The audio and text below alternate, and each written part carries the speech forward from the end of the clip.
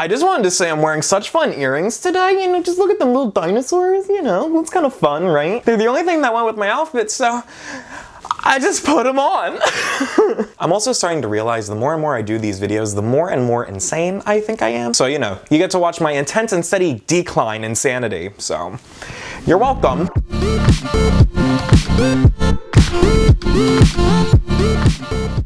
Hi guys, it's Casual Covert, nice to see you again, but I wish you could say the same. As you saw by the title of this video, we're going to be talking about being gay in high school. But more specifically, me being gay in high school and my experiences and what I observed via my time there, as brief and as blurry as it may seem. And just for clarification, as you can tell by my other videos on my channel, I'm an art kid. Being an art kid and very flamboyant kind of equates to being gay. You know, paintbrushes and sodomy go hand in hand. It's just how it is. So essentially what I'm trying to get at is I was pretty out throughout high school. The only year I wasn't fully out was freshman year. It was kind of like a half and half moment, but we'll get to that. We'll get to that later. So I just wanted to give that background just so you guys know that I was out during this entire moment and these experiences that I'm talking about today. Just so you know that I'm not fooling you and this is real and this is my life and I hate it. So when we think being gay in high school, we usually think about bullying, GSA, things like that. Don't get me wrong, we're going to talk about those eventually, but I kind of want to start with the geography of high school in general and really study it and find out what it is and why we went there and why it was so useless. And by geography, I'm more so talking about specific places like a classroom, bathrooms, cafeteria, hallways, locker rooms. Also back alleys, but I think the back alley was more so a me thing, not really like a gay in my high school thing, but I mean, I got some extra credit out of it, so I'm not too upset about it. So we're gonna jump into the bathrooms first. So the problem with the bathrooms in our high school is a lot of the men that went to our high school were quite frankly trash. So I'll get to the reason why the bathrooms have something to do with being gay in just a moment. But the main reason why they're so, how do I say, ridiculous. Not only did I just hate going to the bathroom in public in general because everyone in that school was absolutely ridiculous and making it smell like everyone has IBS, which is, you know, phenomenal. But also every time you go to take a piss, there's like a pack of Newports right in the urinal and I'm looking at everybody and I'm just like, can you guys just like throw it away? Like, is that hard? So I really tried to avoid the bathroom at all costs. However, there is experiences that I have heard in passing that there's some gay stuff that happens in the bathrooms, I suppose. Mostly in porn, but I mean, go off, I guess. Because you guys usually know how it goes. Like, two people are at urinals next to each other and they're not really feeling it, and then they, you know, do a little side eye and you're kind of just like, whoa, dude, that's not my thing. You should really stop. We're only like, you know, underage. Like, let's relax. And then they're just like, whoa, bro, not me. I'm totally straight. I'm not even looking at whatever you're touching down there. That's not even my deal. So those are some things I guess people experience in high school, but I don't like experiencing it because I'm not a dirty sack of trash, or at least a complete one. Speaking of yuck, let's go to the cafeteria. So the cafeteria for me, as you could tell, is a safe haven, truly a blessing in disguise in the high school. So the reason why the cafeteria is such an important thing for the gays is because this is usually where you can tell through body language who's a little, you know, I don't want to say off kilter, but I do want to say not straight.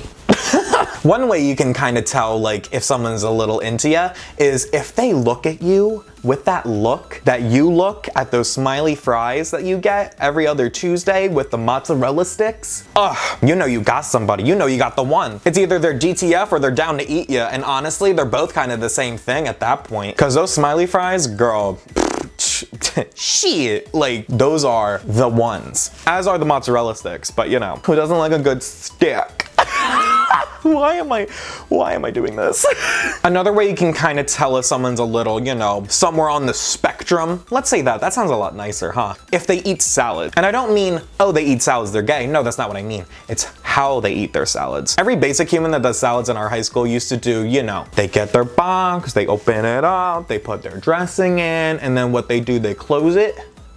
And then they give it one of these, you know, like a little shake, you know, be real obnoxious. If you see anybody with a limp wrist doing that, you're practically married. But you never know, you could be wrong. Maybe they just want to be more effeminate, more fun, fit in with their friends that they'll never see after 5 years, you know. Whatever you want to do, I guess.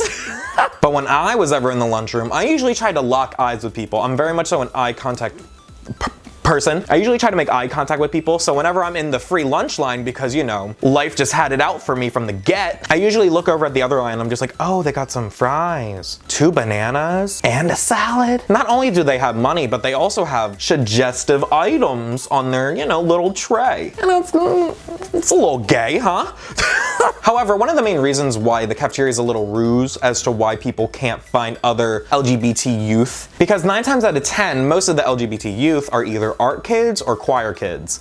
And those 2 categories, myself included, usually ate their lunch in either the art rooms or the choir hallway respectfully. And that leads me to my next geographical location, which is classrooms. Now, as I just said, I used to eat lunch in the art room, as did a lot of other, you know, kind of more queer folk did, which is fun, you know, makes you have a little sense of community, which is really nice. Same with the choir kids. They also used to get together, go to the band hallway or the choir hallway and just, you know, eat, relax, chill, be gay, have fun, frolic, talk about how they're oppressed, you know, nothing crazy. But in the classrooms, you're not always safe, because in classrooms you have to deal with other people, you know, the other side of society, which is the straights, you know, the fragile snowflakes. So one of my experiences in a classroom and being a little, you know, you know what I mean.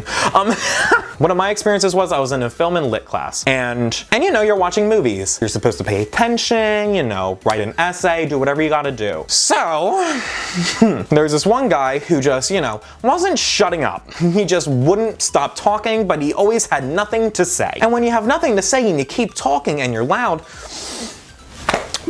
I guess I'm gonna have to say something.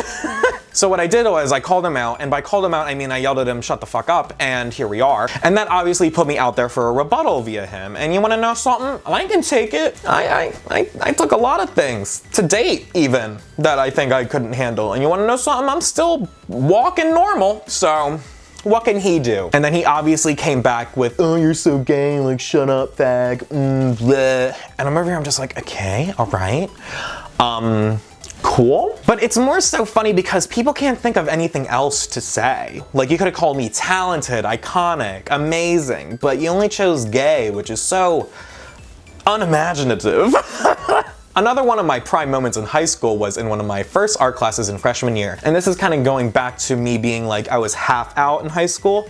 And after this, you know, who cares? So I was in a basic art class, and there was this guy in there, and he just wasn't feeling my vibe. He was like, you seem pretty gay, not really feeling that. And I'm over here, I'm just like, you look really gross, not really feeling that either, but you know, we all gotta deal with things, Jerry. I don't even know if that was his name, I just made it up, because usually I don't waste my time with closet cases all the time, but I digress. So I was just in my art class, minding my business, getting my gig, living my zhuzh, feeling my oats, living my life, you know? So one day we're going to these drawers that we keep our art in, right?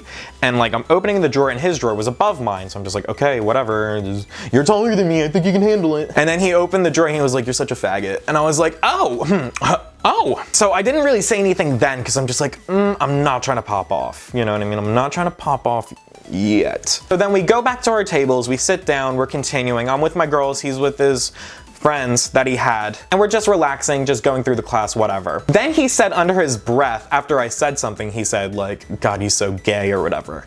And this is where I was just so beyond over it. So I literally stood up, my tiny 9th grade ass stood up, and I was like, and what if I am? What's good?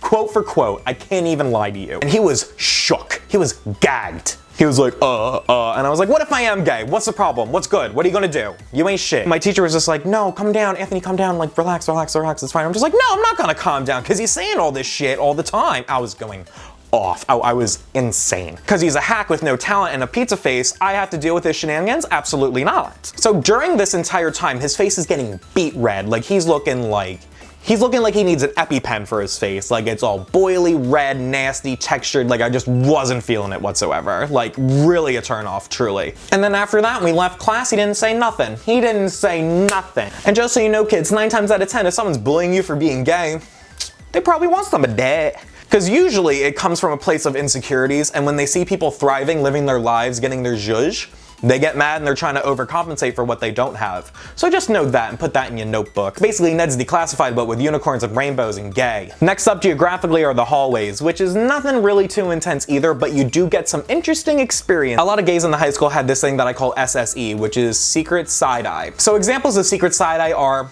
you looking okay? Then we got the up and down, like, that's up and down. Another one is, I bleached my ass, so don't talk to me because I know I'm better than you. It's very like. And then there's my personal favorite, you're a worthless sack of garbage and you broke my heart and I'll never forget it, but I'm only a little mad. Which is basically just this, you know, like a little.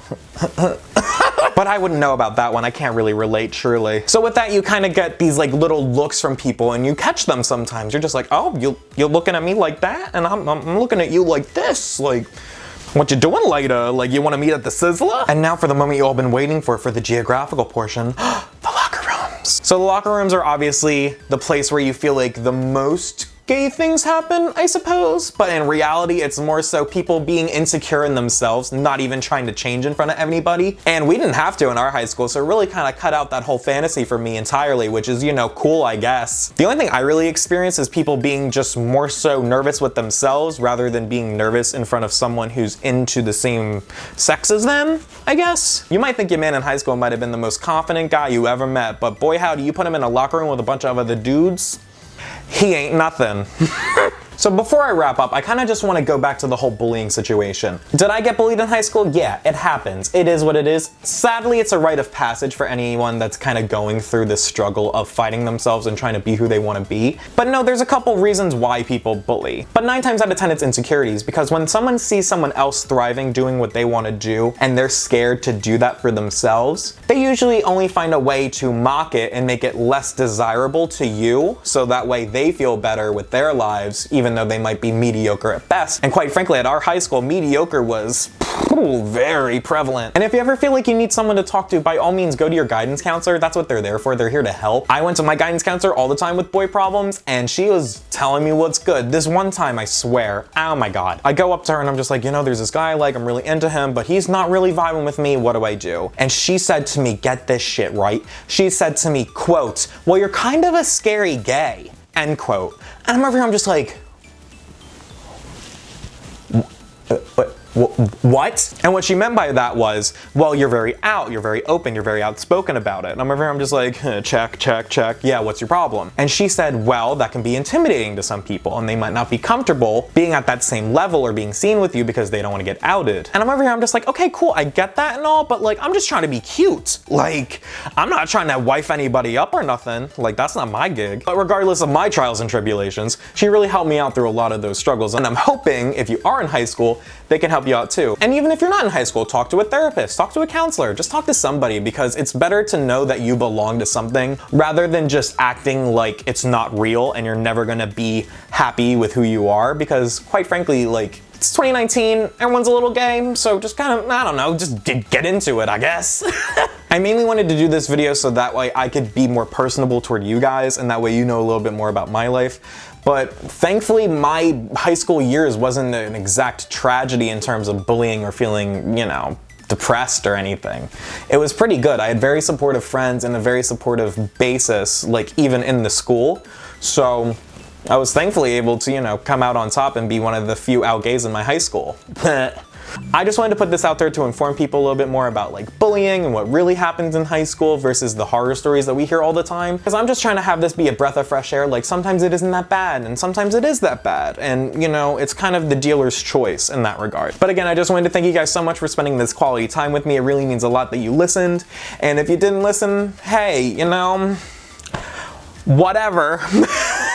Hey guys, sorry to bother you again. I just wanted to say thank you so much for making it this far in the video. It really means a lot to me. Likes, comments, shares are obviously really appreciated and helps me out a lot, but I'm not here to force you by any means. It's completely up to you and what you want to do. Also, if for any reason you want to directly impact what I do on this channel, I have an Etsy store as well as a Patreon. My Etsy store has every piece of artwork that I make on this channel, so if you feel like you need a little piece of casual covert to hang up on your wall and try to impress your friends with, by all means go check that out. And for my Patreon, it just helps me be able to help you guys better with making better content, better videos, get better equipment, etc. Not to mention mention, there's also sweet perks depending on what tier you decide to do, like sneak peeks and little shout outs at the end of the videos. Also, if you want to waste your time watching me on social media, I have a bunch of them. I have Instagram, I have Twitter, I have TikTok for some reason, and I also have a Twitch, which I might start streaming on eventually, so keep on the lookout for that. But anyways, thank you guys so much for listening to me jarble. I'm just happy that you guys made it this far. Like I said, I wasn't expecting it, so thank you. And as always, be you, be yourself, and don't let anybody tell you otherwise.